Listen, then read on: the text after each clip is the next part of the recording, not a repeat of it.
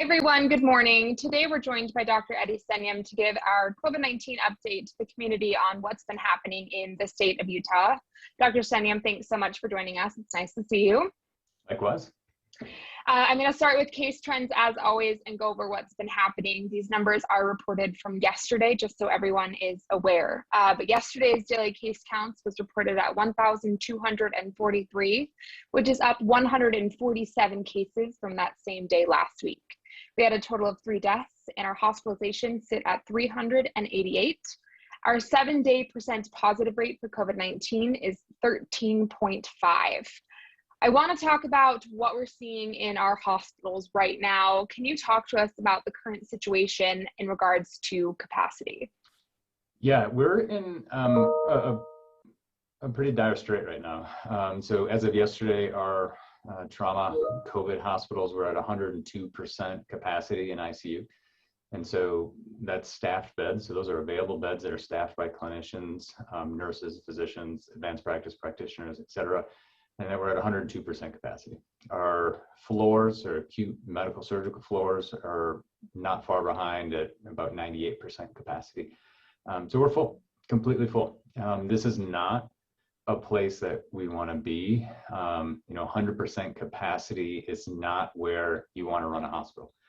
That means that all the beds are full in the ICU. So when you get a trauma patient, when you get a MI patient, a heart attack patient, a stroke patient that needs an ICU bed, you got to figure something out. You have to figure out who can move from the ICU to the floor, who doesn't need to be there, and how do we get that patient up into the unit. So it is a position that is really taxing and stressful on our caregivers, both on the ICU and also the med-surg side, because what ends up happening is that you're taking care of sicker patients than you really should be on a general medical floor or surgical floor.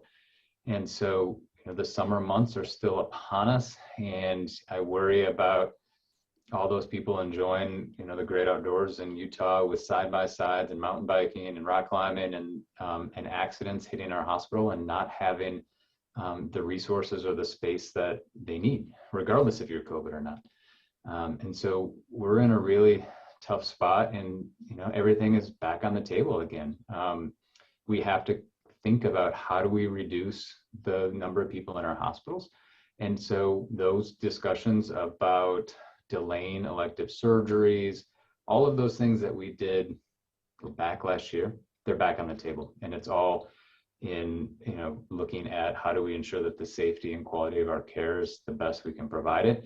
But that's unfortunate because we know that elective surgeries aren't elective for those that need them. And so unfortunately, all those things are back on the table, and we'll, follow our capacity very, very closely and adjust as necessary. Can you set the stage too to what the typical ICU capacity normally is? Not last year, but let's go back to 2019. What do we normally see for our percentages that we have in the ICU as well as acute care, like you were mentioning? Yeah, I think what we should frame that more as what are we comfortable sitting at? Like, what is the optimal capacity of an ICU where we have those beds available to those that need them? That optimal capacity is 80-85%, where you've got designated beds and staffing to accommodate, a significant trauma or a significant surge and stroke and MI patients. And so that's where you really want to be, is in that 80-85% range. And so you've got that buffer to, temporarily go up to 90-95 and come back down. And so, that's really kind of our target. And the state has set some of those thresholds on the website to look at kind of where we're at. And we're obviously well over those at this point. You mentioned this briefly at the very beginning, but how are our caregivers feeling? What is the strain like right now in the hospitals, and how are you feeling? I know you personally are dealing with this as well. Yeah, so I was just on call for that infectious disease consult service just a week and a half ago, and I haven't seen morale this low in a hospital well, I don't think I've ever seen this low, period. Our caregivers are really strained. And part of it is that, we don't have the workforce to give people breaks. We're asking them to work more shifts now. we don't have that whole stable of redeployed caregivers. And so it is incredibly taxing on our caregivers. In addition, our hospitalists, our ICU doctors, and our nurses have taken such an emotional toll on this. And now seeing patients come in the hospital and that are suffering where they didn't need to be. The majority of patients that are coming into the hospital with active COVID-19 are not vaccinated, and they could have been vaccinated. And if they were vaccinated, the vast majority of these hospitalizations would have been avoided. And so seeing that so acutely of a preventable episode of suffering is just so wearing on our caregivers that, I worry about them in terms of what it's going to look like. And we're kind of staring down the barrel of a potentially really bad fall and winter without a whole lot of relief unless something changes. And so, I'm worried. I'm worried about our caregivers. I'm worried about their mental well-being. I'm worried about how they're going to, get through the fall and the summer. And it's a pretty trying time right now in the hospital. They're pretty low at this point. How am I doing? It's just kind of numb to it all at this point. And I speak for all the infectious disease leaders. We've been in this fight now for over 18 months, and we all kind of thought that, we've got this effective vaccine that's safe and it's effective. And I think I had it in my mind that everybody's going to get it that can get it, and we wouldn't be in this situation. And that, and I think I even said it here on Facebook Live, that I think that the summer is going to look a lot better. And so it just kind of shows how we were wrong.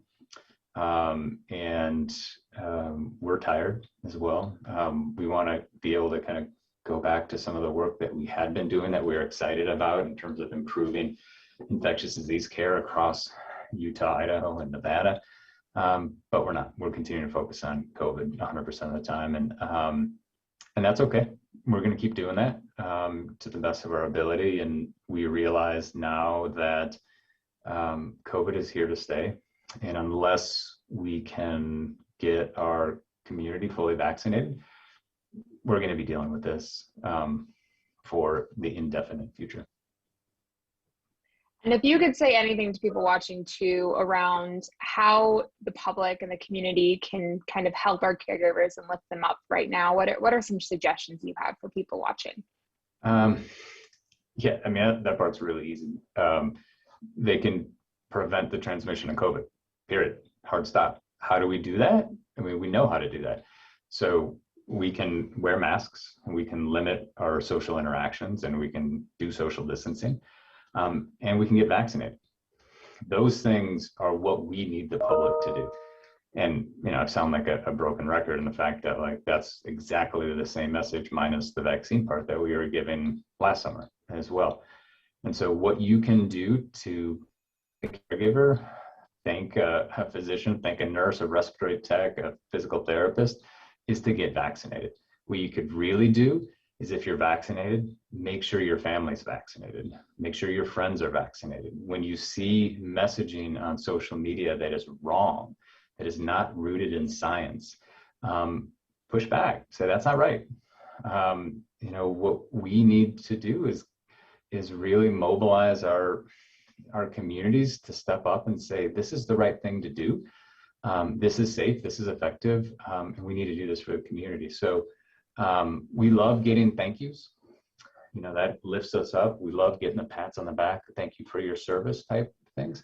What would be even better is if you went out and you encouraged your family, your friends to get vaccinated. You drove them to get vaccinated. You yourself got vaccinated.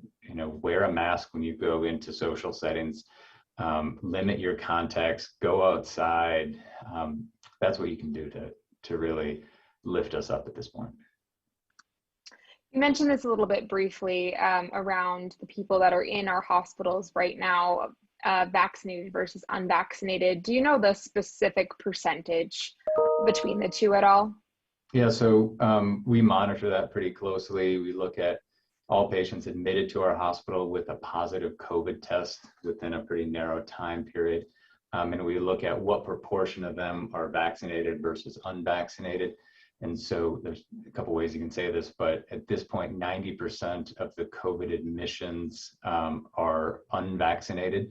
10% of those that are admitted for COVID are vaccinated. And so the vast majority of patients admitted with COVID are unvaccinated. When you look at and dig in specifically to the patients that are admitted to the hospital with COVID that have been vaccinated, it's pretty remarkable in the fact that many of these, I would actually say the majority of these, are people that we'd expect didn't generate a significant immune response to the vaccine. They may be immunocompromised from medications that they're taking. They may be immunocompromised from receiving a transplant and being on medications to lower their immune system. They may be people that have significant comorbid illnesses. And so those are the people that we're seeing that are vaccinated and are getting admitted to COVID. And unfortunately, that's what we expected to see. We knew that the vaccine isn't 100%. In fact, that the data tells us that. And the people that we are seeing that have vaccine failures admitted to the hospital are ones that we'd expect to have vaccine failures in the setting that they didn't generate an immune response. Is there a difference too between ICU percentages and just normal administrations to the hospital for vaccinated versus unvaccinated, or is that typically the same? I don't have that distinct number right now. When we review these vaccine failures, the majority of them are on the floor and not in the ICU. That's not 100%, but the majority are on the floor. And majority of them have done well in the fact that they get admitted and they go home. But I don't have the distinct numbers split between ICU and the floor. I know you don't work at a pediatric hospital, but can you speak briefly to children and if there's been an increase at all in children being admitted to the hospital with ICU or with COVID? And if so, what that age range is falling out to be right now? Yeah, I don't have the specific numbers for primary children's, but can speak from a national standpoint that we are definitely seeing an increase in children being admitted to the hospital and an increase in cases in children. And I think we have to anticipate that we're going to see more of that, unfortunately. The Delta variant is incredibly transmissible. And so as we have schools going back into session very, very shortly, and we don't have a mask, mandate or criteria for schools, we will see transmission in schools with this incredibly transmissible Delta variant. We'll see cases go up in children, and some of those children will have severe disease. And those children will end up in our hospitals, and we'll see those numbers most likely go up.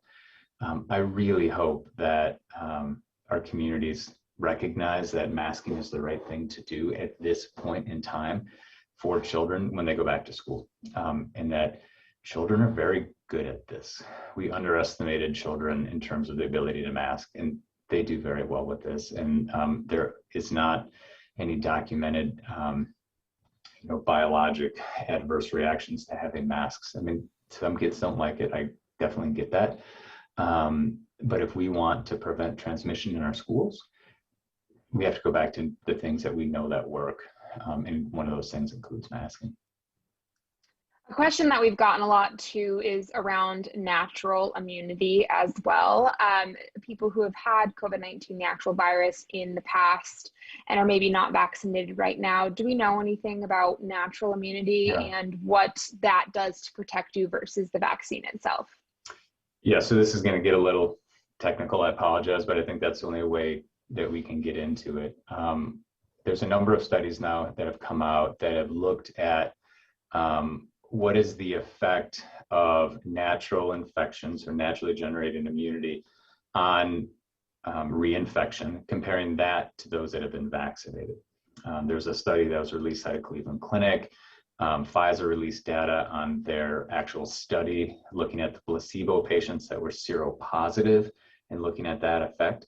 And in those studies, we see that natural immunity is pretty solid, for at least 6 months. That's where we have those steady endpoints. The challenge we have with that is that, one, we don't know for how long. We don't know if that 6 months will be 12 months. We just don't have that data. And two is that we see that there's significant variation in immune response after natural infection compared to that of immunity. Okay, so that's one point.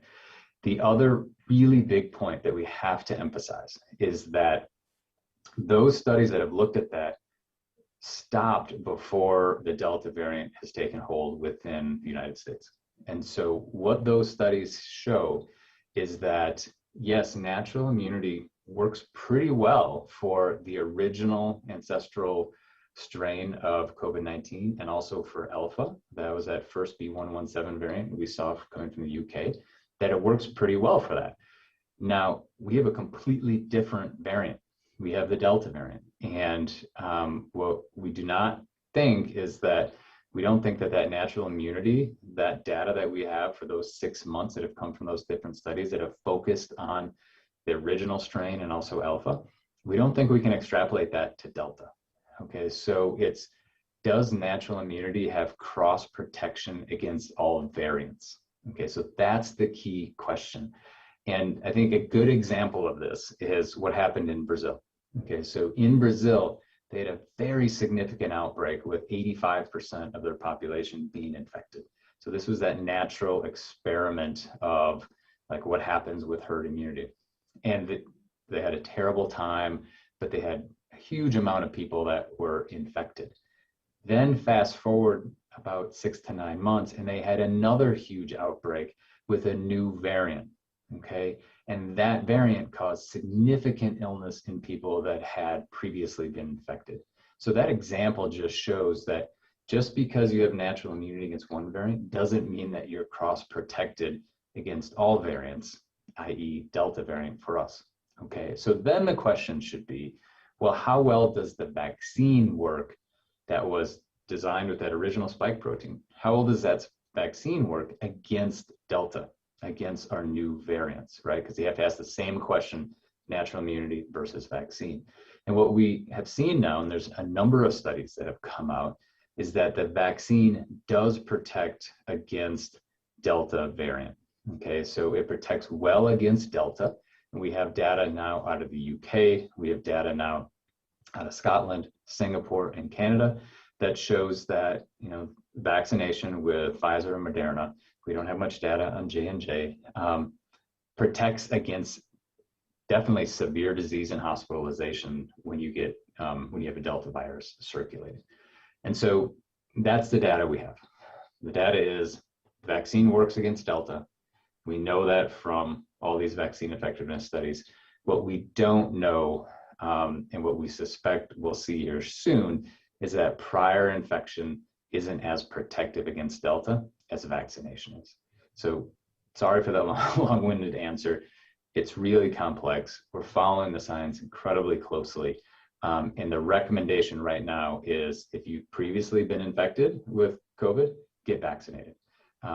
Because we know that vaccination is going to protect you against Delta. We don't know that natural infection is going to protect you against Delta. And the vaccine is safe and it's effective. And so get vaccinated. I want to go back to children really fast and just address why you potentially think there is an increase of children getting more sick. Does it have to do with the Delta variant, or is something else changing within what's going on right now? Yeah, it very well potentially could be due to Delta. We know Delta is more transmissible. We feel super comfortable in saying that. We also think that the Delta variant causes more severe disease, leading to hospitalizations, more need for oxygen, and the like. But we're also seeing it being more dominant in the younger age groups. And so, you know, it's really hard for us to definitively say that it causes more severe disease. We can definitively say it's more transmissible and that the age groups that it's affecting is different. Whether that the Delta, you know, for some reason targets the younger age groups for whatever biologic reason, maybe. We just know that the presentation is different and it's affecting different people and likely more severe disease. So, you know, it's kind of a wishy-washy answer, I'm sorry. But it very well could be due to the Delta variant. And it also very well could be the fact that when you look at vaccination by age, more and more people are vaccinated as the age goes up. And so you've got a much more protected older population. So think of those people as non-susceptible. And so where is that virus going to find susceptible hosts? It's that younger population. So I think it's probably layered in the fact that we've got variable vaccination uptake based on age. You've got a new variant that may have new characteristics to it. I think all of that leads us to kind of the situation we're in. And is there any way to look at a trajectory of what could potentially happen if we kind of continue on the road that we're on, if the vaccinations kind of stay at the rate that they're going? Do we have any sort of predictive model of what could happen this fall? Yeah, I've got this crystal ball right here, so I'm just going to gaze into that, Amanda. You asked me to predict all the time, and I don't know, it'd be interesting to go back and say, what's my record? So when we look at Delta surges that have occurred elsewhere in the world, the ones that you look at would be the UK and India. They had a really rapid onset and pretty rapid decline. India, keep in mind though, that was layered with significant public health interventions. And it was in a group where you had vaccines going up, but you didn't have a huge group of people vaccinated. Contrast that with the UK, that had certainly a lot more people vaccinated, but you had this rapid onset and rapid off, but also had some public health measures layered into there. So are we in Utah, are we in the US going to see a similar rapid rise and rapid fall? I'm not sure. We've got a pretty significant population that is vaccinated, which I don't know if people remember this idea of flattening the curve. We talked about that way back in like April and May. And the fact that what we want is to, flatten that epi curve, don't have that big spike where we're not having access to healthcare. That may very well be what's happening here in Utah and the US, is that what we may see is this kind of high plateau where we've got lots of people in the hospital, but we're not seeing this major spike. And if you look at the past 2 days in our epi curve in terms of number of cases, you're starting to see that. So I suspect, so I'll put my nickel down. I suspect that we're going to plateau a bit like this. I think schools are going to go back in. We're going to see transmission within schools that will lead to a small increase in pediatric hospitalizations and severe disease. But then we're going to start seeing transmission amongst families and communities that originate from children, and we'll see those numbers go up. That's, I think, kind of where a lot of us are kind of thinking we're going to go. But again, so hard to predict this in terms of changing public health measures, changing attitudes, mask mandates in schools, mask compliance in schools. It's really hard to predict. I think we're in this, though, for a bit. I don't think that we're going to have a rapid offset of cases. I know last year too, we talked about the flu, and it's crazy that flu season is almost upon us. And I know that you guys look to Australia to see what they had last year and kind of compare it to what the US could expect. Do we know anything? And I know they are much more strict around what they're doing with COVID measures, so this might be a hard question, but do we have any expectations for what can happen with flu and even RSV this year, respiratory viruses? Yeah, it's going to be a really challenging diagnostic year. Okay, so what we're already seeing right now is we're seeing RSV. We don't see RSV. So RSV is a respiratory virus that predominantly affects children and can cause severe bronchiolitis, leading to hospitalization. And in adults, many times it's just a standard cold that you get. We don't have long-standing immunity against RSV. And we didn't see any of it, like zero RSV or flu last winter. And that was what we think multiple reasons, but one is people were masking, people were socially distancing, people got flu shots, and we didn't have that migration of influenza from the Southern Hemisphere to the Northern Hemisphere. We just didn't see anything. Now we're seeing RSV, we're seeing summer colds, we're seeing these things because people have taken off their masks and now they're, getting back together and interacting. And so we're seeing RSV. That is, to me, a signal that we are going to continue to see more respiratory viruses in our communities. And that is going to include RSV. It'll include influenza. It's going to include human metapneumovirus and rhinovirus and all the other respiratory viruses. And so as opposed to last year, where if somebody came in with a respiratory infection, you assumed it was COVID, just because that was the only respiratory virus that was circulating. Coming now, if you have a respiratory infection, that could be COVID, could be RSV, it could be any number of respiratory viruses. We haven't seen influenza yet, but I expect that we will see influenza, this coming fall, and I suspect that we'll see that, and it'll be causing disease in our patients. And what do I mean? It's going to be a hard diagnostic year is the fact that when somebody comes in with a syndrome that could be consistent with COVID or flu, it's imperative for us to make the right diagnosis. If you can diagnose somebody early with either COVID or flu, you can offer them therapies. So with influenza, if you get diagnosed early, you can take oral Tamiflu and you can alter the course of influenza. If you get diagnosed early with COVID, you can get a monoclonal antibody if you meet requirements. And so it's going to be really important for those people that come in to make sure that we have appropriate diagnostics for them. And in children, it's important to know whether or not they have RSV, if they need treatment. So it's going to be an interesting year from a diagnostic standpoint to make sure that our urgent cares, our family practice, our pediatric clinics, our internal medicine clinics all have access to good diagnostics that differentiate between flu and COVID. Can you talk a little bit more about monoclonal antibodies as well, and what someone needs to have or be to qualify to receive that treatment? I know we did a press conference about that earlier this week, but will you break that down a little bit more for us? Yeah, for sure. So what is a monoclonal antibody cocktail? These are preformed antibodies against COVID-19, specifically against the spike protein of COVID-19. So instead of your body generating antibodies through a vaccination to protect you from getting COVID, what monoclonal antibodies are is when somebody gets COVID, we can give them these antibodies, which can then alter the course of COVID-19.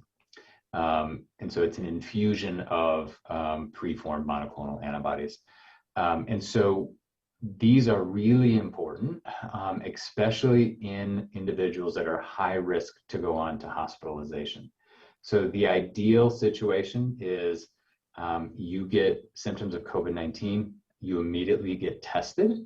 And if you test positive and are at high risk for a severe complication of COVID-19, you go and get an infusion of monoclonal antibodies. When that happens in that population, we can reduce hospitalizations by over 57%. Okay, so that's huge. And so what does that do to us? That minimizes the need for beds in the hospitals. And so we've got room for other people that weren't eligible for monoclonal antibodies. And so it's imperative that if somebody gets diagnosed with COVID-19, that they make sure that their medical clinician, APP, physician, whoever it may be, is aware of their diagnosis and evaluates them for monoclonal antibodies. The state has criteria in terms of who should get a monoclonal antibodies, and it's really dependent on your risk factors. And it's also dependent on whether you've been vaccinated or unvaccinated. So if you're an unvaccinated individual, your score you have to get is a 5.5, and you can then go on and get monoclonal antibodies. If you are vaccinated, just being vaccinated by itself is protective against hospitalization, so you need a higher risk score to get monoclonal antibodies, because we're really focused on utilizing these to prevent hospitalization. This is not to replace vaccination. We do not have the amount of drug or the ability to infuse these drugs across our system to be able to use this as an alternative to vaccination. This is adjunctive, and we hope that for the most high-risk patients, we can offer this therapy to potentially reduce hospitalization and then reduce death. But it's a very good therapy. Multiple studies have shown its benefit. Dr. Webb just presented his data that was recently published. And so it's just imperative for all of us, patients and clinicians, to know about this and be able to ensure that patients have access to it if they qualify. I think your emphasis of make sure you still get vaccinated is very important on that too. Another question really quick on the vaccine, and just a clarifying question around natural immunity with the Delta variant. Someone asked, why would the vaccine be more effective in fighting off Delta variant versus a natural infection? Wouldn't you have a higher or equal viral load from natural infection?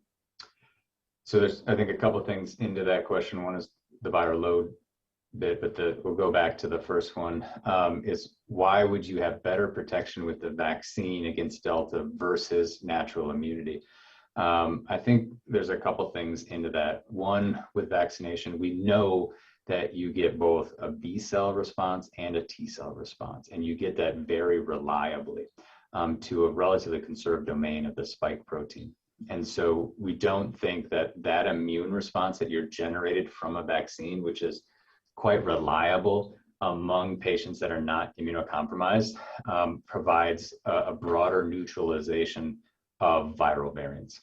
Okay, so that's really the precedent of why we think that, or why we know that the vaccination actually provides, good response or good coverage to the Delta variant, versus the natural immunity, which has that variable kind of stimulation of the immune system.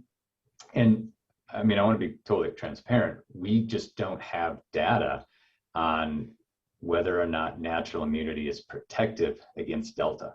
Okay, so this is just something we are in a data-free zone at this point, but we need to look at those places that have had similar situations, that have had onset of a new viral variant that has superseded natural immunity. I mean, the Brazilian example is a good one. So it more is the fact that we know that vaccines offer good coverage to Delta.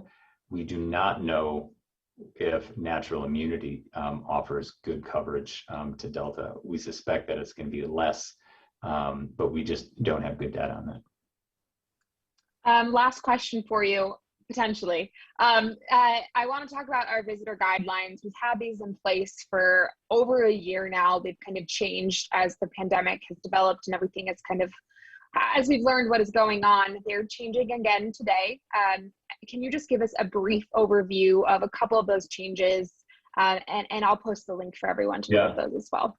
Yeah, I think, they're complicated guidelines and with a lot of detail. And so, Amanda, I appreciate you posting the link to the in-depth details. I would also emphasize, not necessarily in the visitor's guideline, but I would also emphasize the fact that any visitor coming into our hospital that are seeing loved ones and friends and family needs to be masked, even when you're engaging with that patient. We have had episodes where visitors have come to visit patients that are post-operative, whatever it might be, and have transmitted COVID to our patients. And so they've come in, they visited, the masks came off, and they've transmitted COVID from themselves to the patient who is in the hospital for a reason, recovering from whatever. And so it's imperative that all visitors that are coming in, regardless of symptoms or no symptoms, you shouldn't be coming in if you have symptoms, wear a mask, period. Now, in terms of the changes to the visitor guidelines, thanks for posting those again. I think the biggest difference is that we are limiting visitation to 2 individuals per patient in the hospital. And those 2 individuals need to remain the same for each 24-hour period. And so right now it's any 2 at any time. Now we're moving to a little more restrictive, where it's going to be you designate 2 individuals for each 24-hour period that they're there. And then there's some subtleties which people can refer to the document on. Yes, that's great information. And I just posted those for people to look at. And Dr. Zinniam was mentioning our hospital-based ER care. I just want to clarify that. There is a slight difference with ambulatory same-day surgery, and those details are in the link that I posted, and those are in effect as of today, just so everyone is aware. So if you are planning to go to the hospital, please make sure you look at those and also wear a mask as well. Eddie, is there anything else you want to mention to us today before we take off? Yeah, I mean, we're back in the throes of this. When we look at our hospital capacity, our hospital volumes, we're back like we were in November and December. And the difference is that we have tools that prevent this type of thing. And that tool is vaccination. And that is the one thing everybody can do to lessen the load on our hospitals and on our caregivers and on our communities. And so vaccination is safe, it's effective, it remains effective against the Delta variant. And it's imperative that people go out and get vaccinated. We're not at the level where we should be. We know that vaccines work at a population level. And if you look at the states with the highest vaccination rate compared to the states with the lowest vaccination rate, there's an incredible discrepancy in hospitalizations and deaths. Those with the highest vaccination rates have the lowest number of hospitalizations and the lowest number of deaths. It's very clear the effect of vaccination. And Utah needs to become one of those states that have very high vaccination rates, because that's going to protect our communities. It's going to allow our kids to go back to school. It's going to allow us to maintain some normalcy.